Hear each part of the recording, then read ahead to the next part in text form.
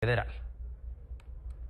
Y sobre esto, el presidente Trump pidió paciencia ante la contracción económica del primer trimestre, atribuyendo los malos resultados a la gestión de su antecesor, Joe Biden, y asegurando que los aranceles eventualmente van a impulsar un auge económico. Aunque la caída se relaciona con un aumento de importaciones motivado por temor a mayores costos, Trump negó que los aranceles fueran responsables y prometió una recuperación económica sin precedentes. Y precisamente para abordar este tema, saludo con mucho gusto a Albert Suriol, CEO de Wall Street Funded. ¿Qué tal? Muy buenas tardes.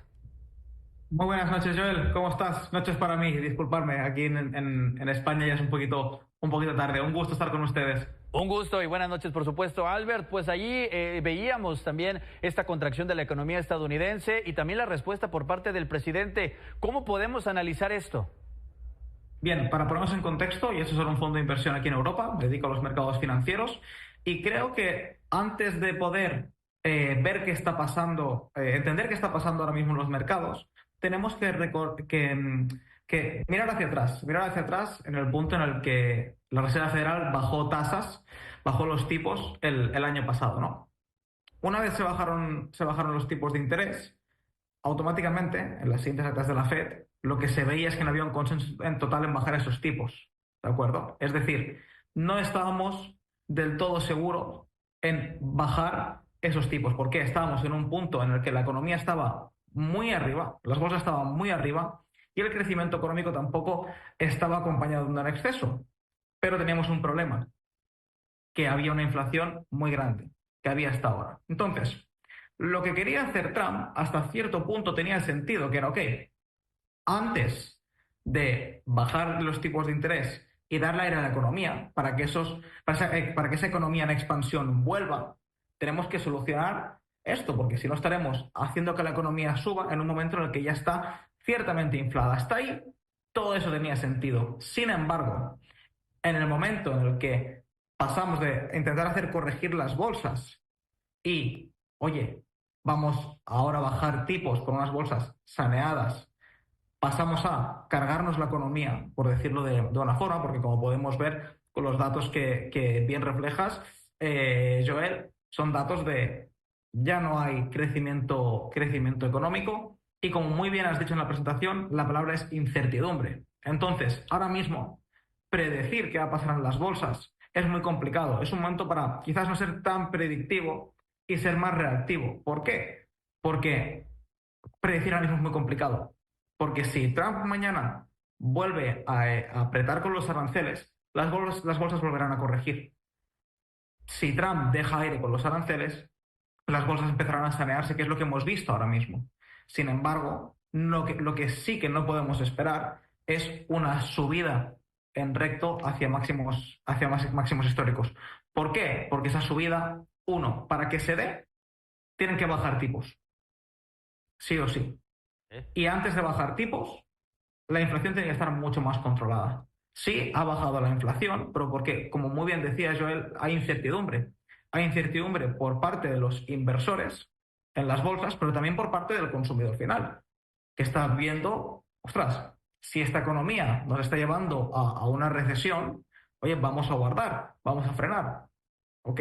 Entonces, todo esto limita al final el crecimiento, ¿no? Y hay un punto muy importante que la gente tiene que entender, es que Estados Unidos tiene unos vencimientos de deuda súper grandes ahora.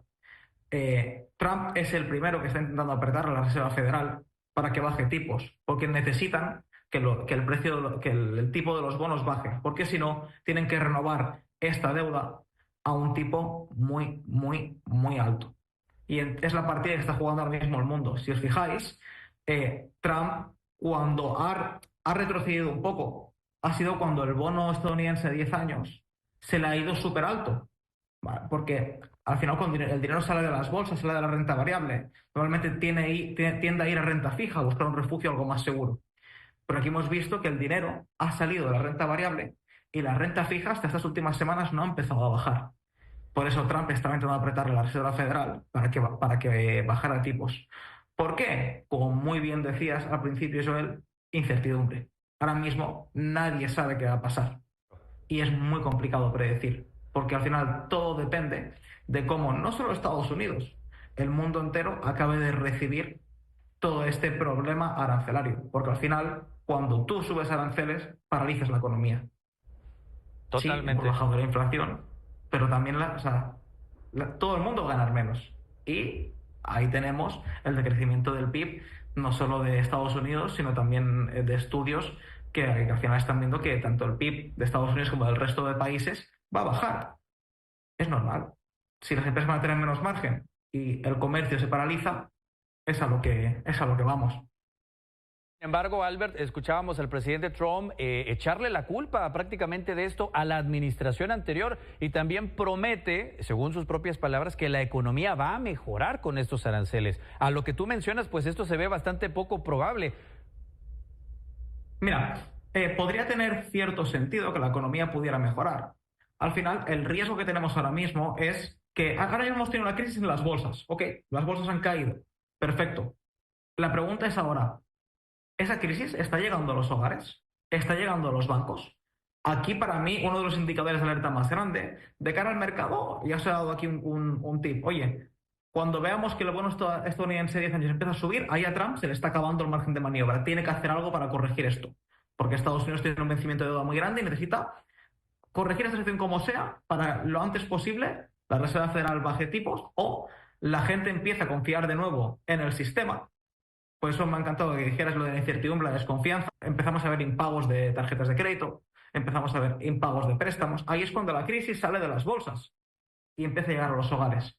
Y para mí eso es el punto más preocupante que debería hacerse la pregunta a la gente de, oye, ¿hasta qué punto esto empieza a ser algo de mercados financieros y grandes empresas y empieza a llegar a tocar a los hogares? Ahora, Albert, esta contracción de la economía estadounidense, ¿qué tanto afecta a las demás economías mundiales, principalmente a las que están tan asociadas con Estados Unidos? Al final esto es una reacción en cadena que vamos viendo cómo se va contagiando por todo el mundo. Aquí tenemos un problema que es que al final la bolsa americana arrastra a las otras bolsas y aquí, a diferencia de otras ocasiones, esta crisis ha venido provocada por una persona y por unas decisiones.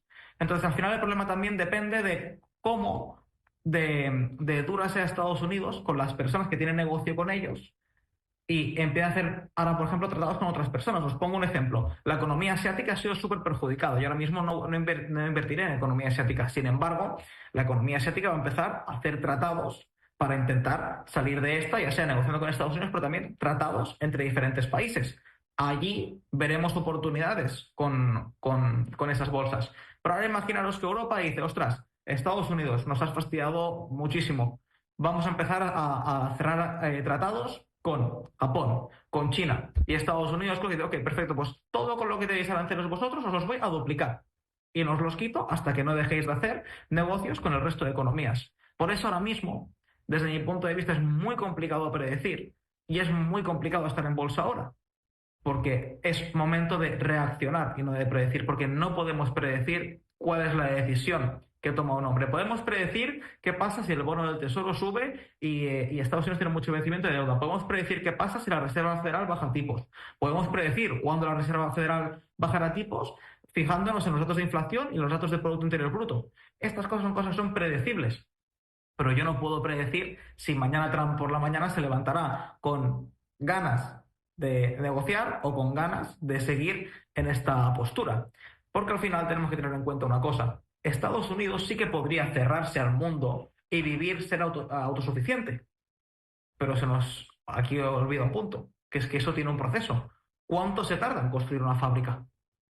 ¿Cuánto se tarda en mover producción de otras empresas a Estados Unidos?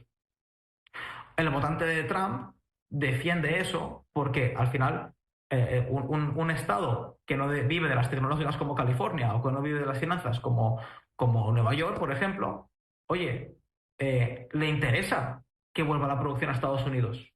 ¿Pero a qué precio? Porque si ahora entramos en un periodo de 4 años o 5 hasta que estas fábricas, estas grandes empresas empiezan a llegar a Estados Unidos, para que esto empiece otra vez a reflotar. O sea, sí, o sea, la idea de Trump puede ser muy visionaria, pero ¿a qué precio? ¿Qué va a pasar con los hogares este tiempo? qué va a pasar con el pequeño autónomo, ¿no? Con el gran empresario.